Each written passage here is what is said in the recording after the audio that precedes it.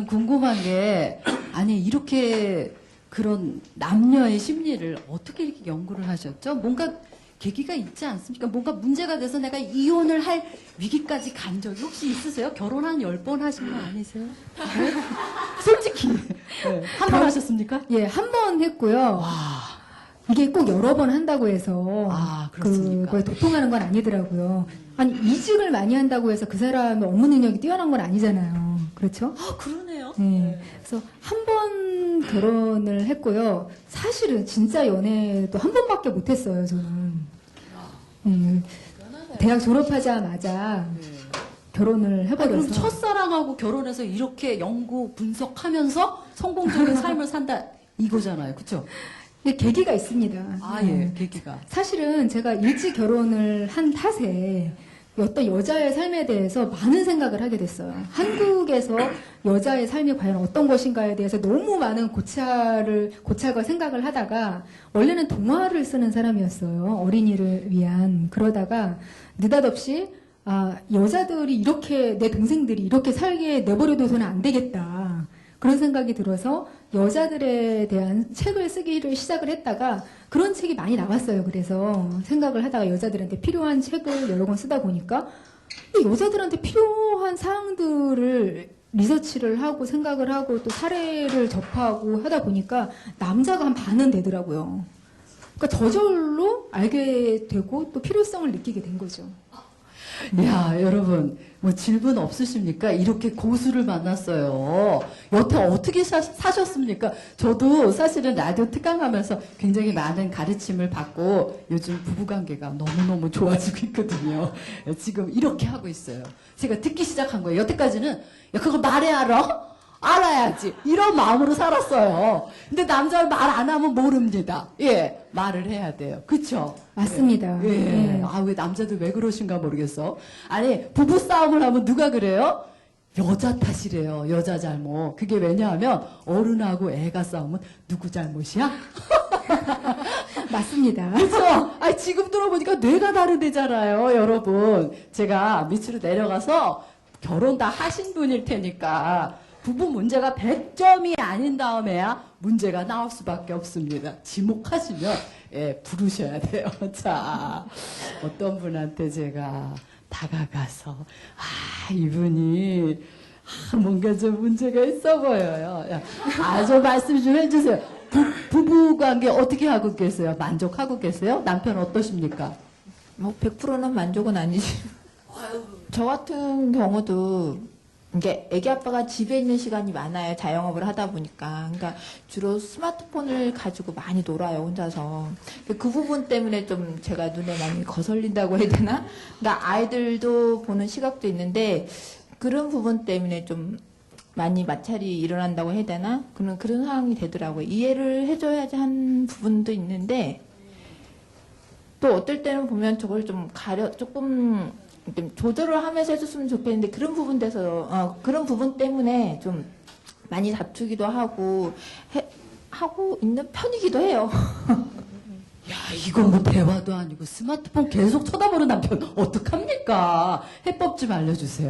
이거 사실 남일 아닙니다. 저희도 뭐 마찬가지고요. 뭐 저도 그러고 있어요. 사실 남편도 뭐 이렇게 떠나서 글 쓰고 막 이러다가 피곤하면 저도 누워서 스마트폰을 뭐 하고 있으니. 근데 그런 건 있어요. 남편이 무언가에 집중을 하고 있을 때 좀 그러지 좀 마라고 이야기를 하실 거예요. 그런데 남자들은요 멀티태스킹이 안 돼요. 그래서 내가 무언가에 집중을 하거나 하다못해 TV를 보고 있을 때도 여자들은 드라마를 보고 있거나 그러면 옆에 있는 사람하고 같이 주인공 욕하는 게 낙이잖아요. 그러면서 보는 게 드라마잖아요. 근데 남자들은요, 이러고 집중을 해서 막 보는 거예요. 그래서 왜 얘기를 하려면 도대체 왜 같이 보는지, 저걸 왜 보고 있는지 이해를 못 하는 거예요.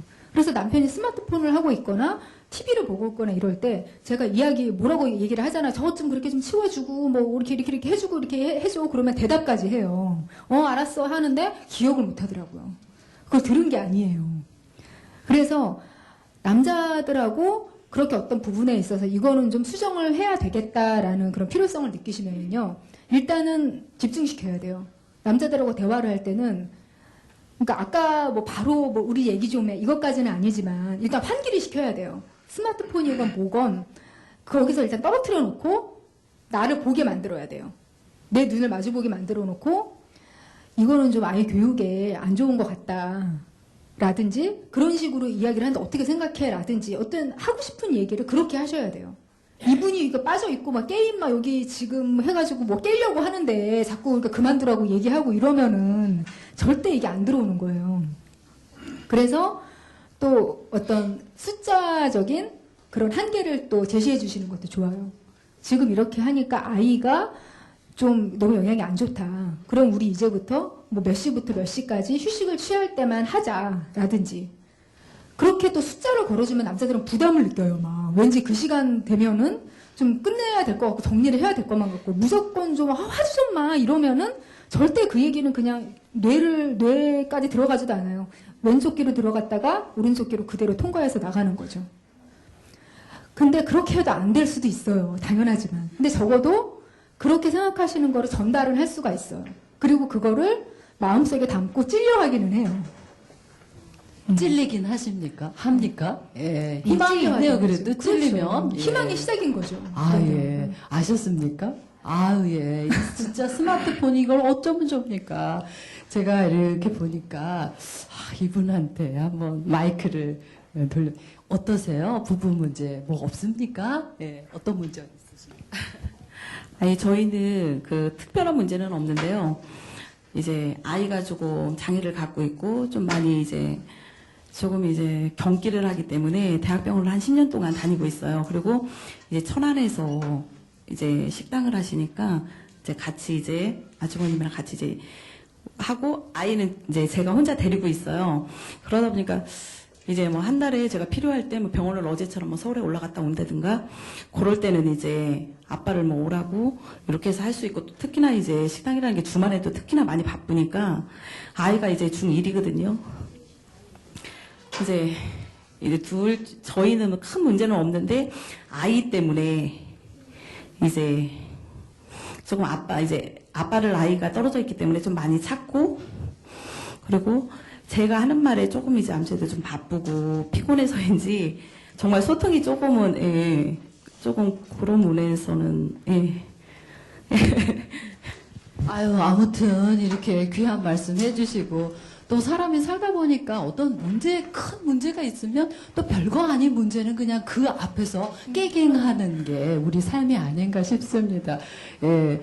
자, 여러분 어떻게 질문 없으십니까? 부부 문제에 대해서 나 이 고수를 만났는데 예, 한번 묻고 싶다 이런 분 안 계세요? 예. 전 사실 굉장히 문제가 많았던 한 사람입니다. 근데 라디오 특강이라는 프로를 하면서요, 저희 그 라디오 특강에도 많은 그 부부 코칭을 하는 분들이 오셔주셨어요. 그래서 강연을 이렇게 듣다 보니까 내가 문제였더라고요. 내가. 우리는 결혼하면서 다 만병통치약을 구한다고 하더라고요. 예, 그래서 그 얘기를 딱 듣고 나서 욕심을 내려놓기 시작하니까 남편의 단점만 봤던 게 장점이 보이기 시작하는 거예요. 예, 맞습니다. 네. 정확합니다. 아, 예. 그겁니까? 근데 어떻게 이렇게 금방 하셨어요? 정말 성공하신 부부 문제만큼은 노벨상감 아닙니까? 아니, 첫사랑을 해서 결혼해서 분석해서 이렇게 행복하게 사는 방법까지 터득하신 분은 정말 놀랍습니다. 예, 여러분 어떠셨어요? 남희숙 작가님 얘기 들으니까 이제 조금 나도 좀 뭔가 닭살 부부로 살 수 있는 자신감 생기셨습니까? 네, 감사합니다. 예. 자, 그러면 어떻게 지금 맞춰도 될까요? 예. 마지막으로 우리 경기방송 그 청취자들에게 지금 이제 여기 있는 분뿐만이 아니라 우리가 많은 청취자들이 주말에 이 라디오 특강에 귀를 기울이고 듣고 있어요. 그러면 이제 부부 문제에 대한 얘기를 하면 또 이렇게 듣거든요. 그래서 이렇게 아주 핵심이 되는 그 청취자들을 위한 비법 하나를 말씀해 주시면 뭐가 될까요? 정말 주말 오전부터 이런 얘기 합당할지는 모르겠습니다만 너무 큰 기대를 하지 마십시오. 기대를 내려놓고 그냥 내가 수용을 한다라고 생각을 하면 거기서부터 은근히 귀엽습니다. 그게 예.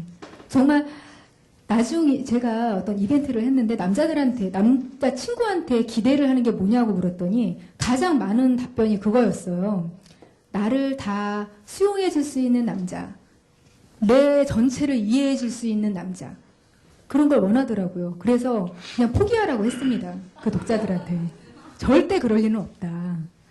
그러니 정말 예, 남자는 아이라는 말은요. 수사적인 표현이 아니에요. 하지만 아이 귀엽잖아요. 그렇게 수용하는 마음을 가지시면 오히려 그 가운데서도 든든한 면을 찾으실 수 있을 겁니다. 한번 그런 행복을 누려보세요, 여러분. 예, 여러분 어떻게 아이처럼 남편을 생각할 수 있겠습니까? 제가 그랬어요. 저희 남편에게 여보 이제부터 당신은 나의 큰아들이야 이렇게. 그러고 나니까 정말 다르게 보입니다, 여러분. 예, 또 질문 없으신가요? 자, 그러면 이제 마무리해도 될까요? 예. 자, 이렇게 남인숙 작가까지 모시고 우리가 세 분의 강연을 숨가쁘게 달려왔습니다. 화장실도 안 가고 정말 큰 박수로 남인숙 저자님의 강연을 끝내겠습니다. 네, 감사합니다.